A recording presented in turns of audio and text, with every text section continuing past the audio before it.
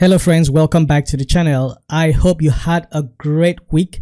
In this video, I'm going to be showing you some pro tips on how to use custom CSS in Bricks Builder.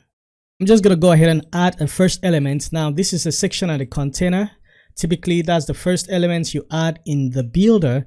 If you take a look at the style tabs, you'll see that there are a lot of options here. You have a lot of CSS properties grouped into different sections. You have the layout, you have the typography, the background, and then over here you have the CSS. Now this is where you have the custom CSS for each element. So every element have these settings, the custom CSS. So the question now is, what is the most efficient way of using this custom CSS to style your element? And in this video, I'm going to show you some pro tips on how best you could utilize this custom CSS to style elements. I'm going to go ahead and add some columns inside here. But then I think I need just one of this column, but I'm just going to leave these ones. So the first thing I'm going to do, what I want to do is that I want to create a card, okay? Maybe a product card or a service card or a Teams card, whichever one, it really doesn't matter. But the most important thing is I want to use a card structure to demonstrate how best you can use the custom CSS. I'm just going to go ahead and add elements here. So first I would need my title. So I'm just going to add a heading here. Now I assume you already know how to use other features in Bricks. Right now I'm using Advanced Thema. It's a plugin that adds these builder tricks. So you may notice that I have shortcuts here and some other shortcuts here, okay, and some extra icons. If you haven't seen my video on Advanced Thema, I'm going to link it up here for you to go and take a look at. And I think I need to update that video to show some of the newest features of Advanced Thema. Anyway, so I've added this. That's going to be my title. And then I'm going to add a basic text that is going to be the text, the body text. I'm going to go ahead and add an image. That image probably will be my the image, okay, probably a button. So I have a structure here. Maybe what I want to do is to group these. So I'm just going to right click and then wrap with a block and move the heading, the basic text, and then the image is going to be up here. The buttons is going to come down here, okay, into this, and then I'm going to right click and wrap the image. So I'm going to call this my image wrap, okay. I'm going to just image wrap. I'm going to call this my, okay, yeah, that is already called image. I'm going to call this content wrap. And then I'm going to call this title. I'm going to call this text. And then that is going to be a button. So I might just make that BTN. Then this, the column here is going to be my, let me just call it my feature card. Okay, let me just call it feature card. Then I'm going to go ahead and give this feature card a class, okay. This is going to be, I'm going to call it feature card. That's the class I'm going to give it. Then I want to go ahead and give all these a BEM class. So this is going to be feature card underscore image wrap, feature card underscore image, featured card underscore, like double underscore actually. So if you know about the BEM naming convention, you understand what I mean. But it's going to be tedious to do that one after the other. So there's a feature in Advanced Thema that I'm going to use. I'm going to right click here. Now if you don't have Advanced Thema, you will have to go ahead and give those classes manually. But what I'm going to do is I'm going to right click and say class converter, and then the prefix I'm going to give it will be feature card underscore. And then I want to extend that class to the children only. Now, since I don't have any styles on the ID, I don't need to copy. So I'm just going to say no. And then erase the ID styles. There's no point because I don't even have ID styles. So I'm going to create the classes. Now you're going to see that I have feature card underscore image wrap, feature card underscore image content.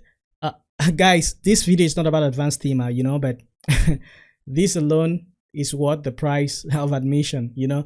Anyway, so you can see how fast it is. Imagine that you had a lot of them. So I've already done that. Now I want to select my image. All right, so I've seen an image here that I want to use, a very nice headshot there, and I want to go ahead and style this. So I'm just going to give this the name, maybe James Smith. Don't know why that name popped into my head. And then here I'm just gonna put in a text. I just had a dummy text there, and the button I'll probably just say contact me, something like that. And then so I have the structure and I want to go ahead and start styling it. So I have my feature card selected, I have my image wrap, I have my content wrap. So what I want to do is I want to make this picture, perhaps I want to make it a bit smaller than this inside here. Okay, I think so. Let's say you wanted to style this using the custom CSS. I know that typically you might want to go into the settings to style certain things, but let's just assume that you wanted to style this using custom CSS. So I want to show you the tips on how you can use the custom CSS to style all of this. Now I'm going to select the feature card, and when you go to style on the CSS to apply a style to an element that you've selected, the first thing you do when you are in the custom CSS is to write root. Now this root refers to the currently selected selector. Now our selector is a class, so this root refers to this class. So if I replace this root with .feature -card, is exactly the same thing as writing root. Okay, so let me just demonstrate that to you. So I'm going to write .feature -card, and then I'm going to put that open and close braces. Then I'm going to save this. I'm going to go out of that, and then when I come back, you can see that Bricks automatically changes it to root because it is this is what we are currently on. Now if I go ahead and write maybe .feature -card, then I put underscore image, and then I put the open and close braces, and then I save this. Probably you don't even need to save it, just go out and come back there. You can see it still remains the same because it is not the selector. Okay, now if I go ahead and put feature card, okay, which refers to this selector, and then I go out and come back, you can see Bricks automatically changes that to root because there's no need to call it feature card because you're already on the feature card. So you call it root. So that root refers to the currently selected element. But what if I didn't select this element and I just write a feature card open and close? Now you may wonder, am I not selecting this element? So that is a mistake. The question is, what if I wasn't selecting this class? Okay, so now that I am not selecting the class, I'm actually on the ID. So let's see what is going to happen if I go out and come back. You see that we still have feature card because what we are currently selecting is not the ID. Okay, so now if I go ahead and write root here, I'll be referring to the ID of this element. But now I'm going to delete that because we want to style everything with the class. So I'm going to go back to select that class, and you can see that we have what we have there. So now I'm going to take this off and I'm going to start styling this card. So the first thing I want to do to this card is to give it a border radius. So I'm just going to give it a border radius. I'm going to give it a border radius. Now I'm using a CSS, so I'm just going to use a CSS variable as much as I can remember. If I don't remember, I'm just going to use normal value. So I'm going to say var radius. I'm going to make them very large. Okay, radius L. So I have my radius L there. So you can see that if you look closely, you can see that we can still see the image showing through. And to hide that image, what I'm going to do is I'm going to say overflow hidden. All right, so now those things are hidden. Let's say I make this XL, let it be very obvious. Now, what is the advantage of using custom CSS over going into the styles to do everything? Now, the advantage is that you have your styling in one place. Okay, so I have my featured card and I have everything here. Now, if I were to use the panels to style, these will be on two different places far away from each other.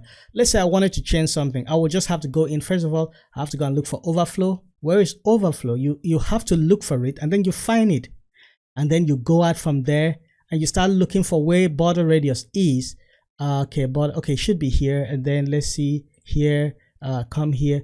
Now, of course, that is a builder workflow. But if you want to be a pro, you have to get comfortable with writing custom CSS, because writing custom CSS is one of the most efficient way of working. There's a lot of things that the panels would not allow you to do efficiently. So imagine all this stuff. You want to change stuff, you have to go into each of them. You just be opening this to select the element. Now let's look at how this workflow is different when we're using this custom CSS. So I've set this to be hidden, and then now I want to select this content wrap and give it a padding. Now I could go ahead here. So I have my featured card or feature card content wrap. Then I'm gonna go ahead and write root, and then I'm gonna just write padding. I'm gonna just write padding var space M. Okay, so I have my padding there. The question now is, it still brings us back to the whole going back and forth. I want to change something here, I have to go here. I want to change something here, I have to come here. Even though we're using custom CSS, now this is not a very efficient way to work. So I'm just gonna take that out. I'm just gonna delete that. I don't want to do it that way. So what I want to show you is a more efficient way to work. So what you're gonna do is, instead of going to each of these to style them, okay, one after the other, you stay on the parent. So you stay on the parent. This is the root parent, this is the feature card, and every other thing here are children and grandchildren of the feature card. To make your workflow more efficient, what you're going to do is you write root, and then you target the child, which is the content, the feature card _ content wrap. Now if you tired of typing, you could just come here. Now if you want to copy that class, you could just come here and then come here, that is that pencil icon, click it, and then you copy. Of course you can escape to go out of there. Then if you don't really want to type all that, so I could just paste it here. Okay, so I have my feature card content wrap, and then I'm gonna open and close my braces. Now what I want now is the padding, which is gonna be my var space M.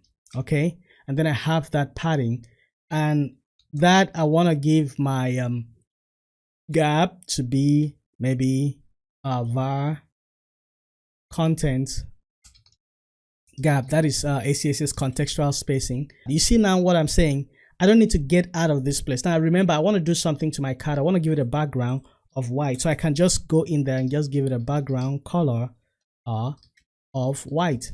Okay, now the next thing I want to do is I can just copy the whole of this, come here. I want to do something with the image wrap, so let's do this. So I'm gonna do this image wrap, and I don't need the content there, I don't need that, but I want to give it a space XL, sorry, dash XL. So that makes my image a bit smaller, and then I'm gonna copy this, and then I'm gonna paste here. Then that, now sometimes you want to do it in order. Okay, so I might move this all the way up here, so to have that order. So after the roots, what we have is the image wrap. After the image wrap, what we have is the image. Okay, so I'm gonna move this here. So to organize it, you just do it the same visual hierarchy. So this is gonna be feature card underscore image. Now of course I don't want to give it a padding. What I want to give it is sorry, I mistakenly hit the undo. Something is a bit buggy with the undo, so I hope I didn't change. So what did I do here? This is supposed to be a feature card image. Yeah, so I said I was going to give it an aspect ratio. Okay, but first of all, let me just give it a border radius. I want to give it a border radius of 50 viewport width. That makes it round like that, so I didn't need to give it that aspect ratio. So but I wouldn't still mind giving it an aspect ratio. If I have an image that is not about square, we are not going to have this circle. If I give it a width of, let's say, 150 pixel, okay, that is a bit small, and then that means I can go in here to this image wrap and just say display. To center it, I can say display grid, and then I can say place items center. That's going to place it at the center. So now I have that width to be 150, but I need to enforce that aspect ratio.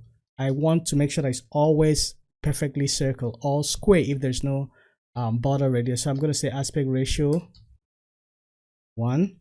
You may have noticed that all this has changed to feature card. That was because of the undo. I really didn't notice.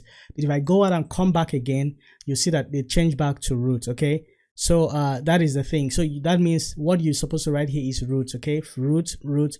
So you have root, which refers to the card itself, which refers to the feature card. Then root targeting the image wrap. Okay, and then root targeting the image itself. All right, let's bring that in. Okay, and then we have root targeting the content wrap.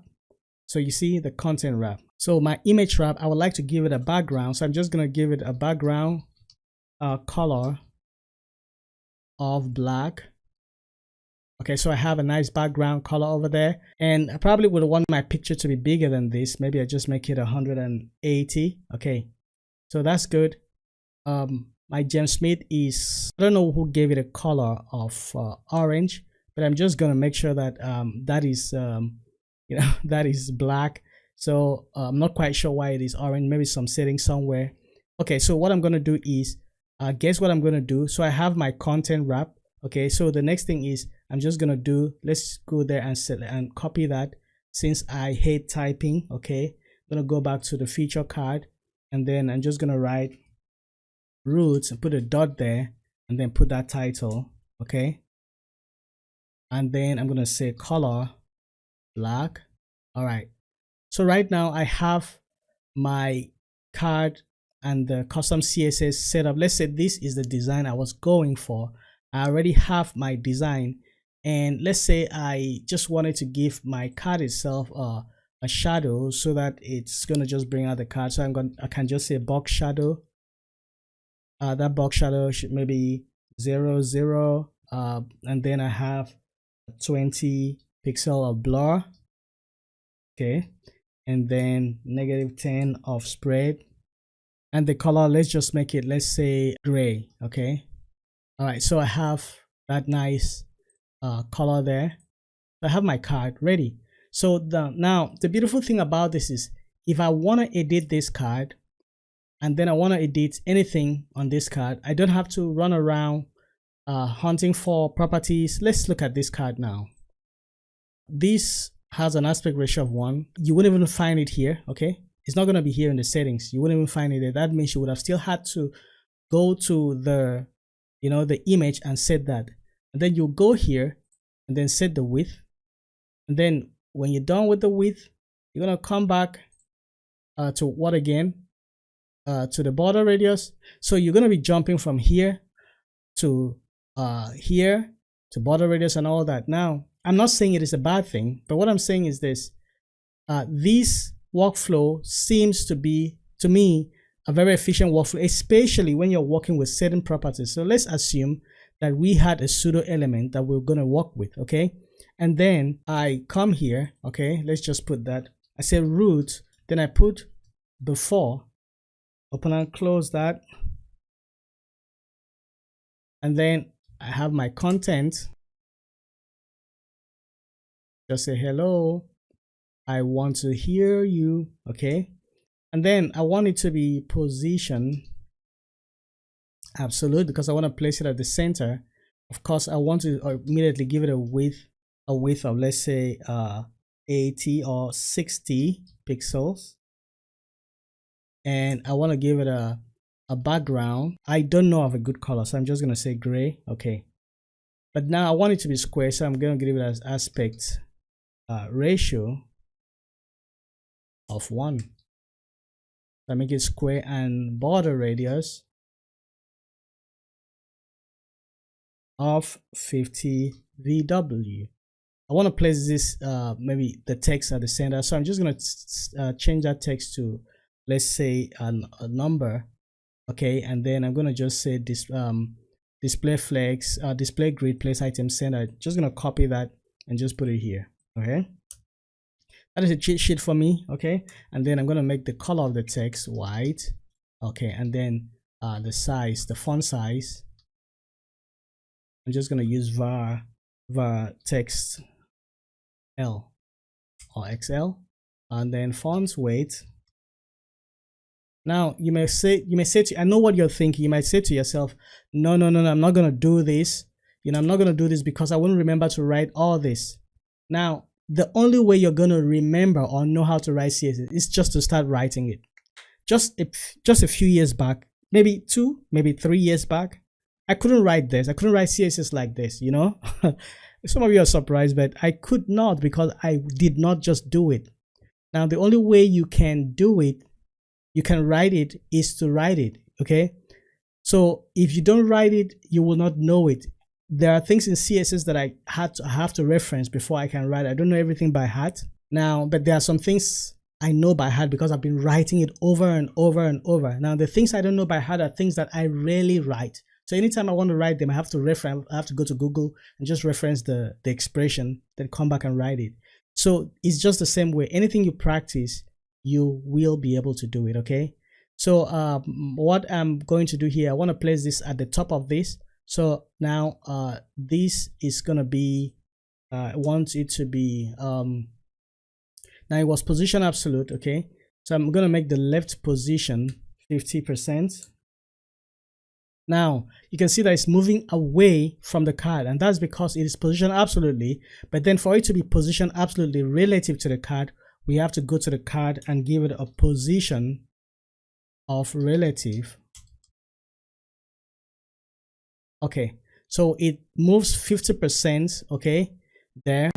And as a matter of fact, there are ways you could just center this on that card. Okay, so I'm putting it on that card, but instead of putting it on that card, I could easily have placed it in the image wrapper. Okay, so I'm going to copy this image wrap, and then I'm going to place it.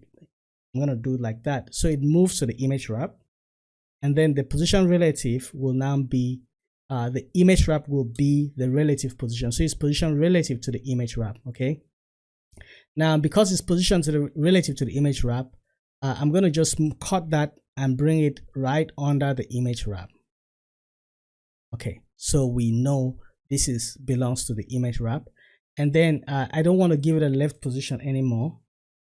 And because we already have an image wrap to display grid and place item center, you can see that it's going to be at the dead center of the image wrap. So all we need to do now to it is to give it a top value. So I'm going to give it a top value of 100%. Sorry, a bottom value. So it's going to move 100%. Okay. Unfortunately, we have that to be display hidden, so that means I'll have to move it down. Okay, so let's change our design. Okay, let's change our design. So I want it to come down here. Okay, and then what I'm going to do next is to move it halfway up. So to move it halfway up, there are 2 ways you can do that. You could use transform translate 50%. So I'm going to do transform translate Y, and then I'm going to put negative 50%, trans S. Okay, so it moves it up. Okay, so that means we will have to augment that, the top of this to move this padding down a little bit, and that padding was on the content. Now you can see how I'm doing everything in one place without clicking, clicking this element, clicking this element, clicking this element, because this is like a component. So all the styling in this component are in one place. Okay, so now I want to move to the content wrap, and the padding here was var space M, but I want to add half the width of this card. Okay, so now half the width of this number, this before element, to make that dynamic, to make it more efficient, I'm going to use a CSS variable for that width. That width is 60%. So I'm just going to come here and just declare a variable called width, and that width is going to be 60 pixels. So now that I've declared that variable, instead of using width here, I'm just going to say var dash width. Now it's perfectly fine to use just width because it's a locally scoped variable. Okay, this is not going to work because this is a local variable. Now it's working here, but if I use it anywhere outside this, so I'm not going to use that. I'm going to copy it out and declare that local variable in the parent, which is the root. So now I can no longer call it width because it has to reference a particular object, but I'm just going to say before width dash width. Okay, so before dash width, so I know that I'm referring to the before, and then I'm going to come here and now rename this to be before dash width. Okay, so now we've added that variable before width here, and that affects it, but you can see that this James Smith is still very close there. So what I'm going to do is to move over to the content wrap, and then we want to adjust the top padding now. So I'm going to go right padding dash top. But what we had there was var space m. So I'm going to, now what we want to do is we need it to be var space m plus half the width or height, because this width is the same as the height. That's why we gave it an aspect ratio 1. That's why we gave these before element an aspect ratio 1, because we wanted the height to always be the same as the width. So it doesn't matter whether we gave it width or height, okay, it's always going to be the same. So we need this padding top to be this var space m plus half of this. Now half the height or half the width of this before element. So I'm going to put this my cursor there, and then I'm going to write calc. So we want to wrap the variable in a calc function, and then now I'm going to write var. Now I'm going to write var open and close dash space dash m. So you see it's still the same. Now the next thing I want to do is to add a plus, and then I'm going to open and close another bracket. Right inside there we're going to have a variable, the width variable divided by 2. So I'm just going to say var open and close, and then come outside that bracket divided by 2. So depending on the the threshold you want to give, the kind of tolerance you want to give it, if you want it to be 2.5, it's going to be a little bit smaller, okay? And then that means that anytime you increase the width of this before element, let's say I increase it to 150, you can see that it does not overlap. And if I take it down to, let's say 30, you can see that the padding top, the top padding of the content wrap is consistent. The difference in the spacing is always consistent, whether it is big or small, whether the width of this thing is large or small. The padding top always adjusts consistently. So that's something very powerful to take note of. So you can see that this is it is when you're building something like a component like this, it's quite easier to just have everything in one place, so you don't have to go and be selecting, like I click here, select this, select this, select this, select this. You know that you're working on the card, and then you're styling the card. Okay, if you want to comment it, fine, you can comment it. You could use the CSS comment, which is, let's say, you could just say / */ and then you could just write image wrap. Okay, and you do the same thing for all the other ones. You could just say pseudo element image pseudo or before, okay, element, depending on how you understand, how you're going to understand what you're writing, but make sure it's clear for any other person to understand too. And one more thing, if you want to have access to my in-depth and advanced tutorial, please meet me up in the inner circle. That is Kevin Gary's inner circle. I've been brought in as a guest instructor, and I have some in-depth and advanced tutorial in the inner circle. If you want to join the inner circle, you could use the link in the description below. It is an affiliate link, so that means I get a small commission at no extra cost to you, but you're going to benefit a lot from my tutorials and Kevin's tutorials and other guest instructors that are going to be coming in to share their knowledge in the inner circle. These are exclusive inner circle only tutorials. I would advise you to take advantage of that while you still can. So that is about it when it comes to using custom CSS in Bricks. One thing you should remember is to always use the word root, okay? And one other thing I want to show you is that if this card has more than one class, let's say it has another class that says maybe active, for example, okay, and then that active, perhaps the active is meant to be a class that is added when a button is clicked. Let's say it's not added yet, it's going to be added on the front end, and you want to style it. You want to style it when it is active. You could come all the way here and just say root.active, and then you could go ahead and style it the way you want. So that means you give it a style that when the active class is applied to it, it's going to be a background color of, let's say, yellow. You can see that that is not applied to it yet. So if I save this and take a look at the front end, so right now it is not yellow because the class of active, let's assume that maybe we're using JavaScript to add a class of active to it. So if I come down here to I bring my my inspector tool, and then I select that feature card, which is this. Let's say I click on this class inspector, and then I add the class active to it. You can see that it turns yellow because I've already declared. You see, in the front end, what you're seeing is feature card.active. You see, but in here you see root.active. So if you want to do attributes, let's say it had an attribute, I could just say root, then I put my attribute selector there, and then the attribute. So maybe if you wanted to give it an attribute of, say, data active, okay, equals to true. All right, and then maybe data attribute. Okay, data attribute refers to this part of, this is where you have data attribute. Let's say I gave it data active, okay, then I say true. Now if I go to the custom CSS and say data active true should have a border of, let's say, solid 3 pixel red, it should show. I'm not quite sure why it is not showing. So let's check it. Did I write the right? Yeah, data active true. So now let's check the front end and see if it's gonna show. Okay, yeah, it showed here. So data active. So you can see that it's showing here feature card, then the attribute selector, data active, and then if I go ahead to add that active class, you see everything comes together.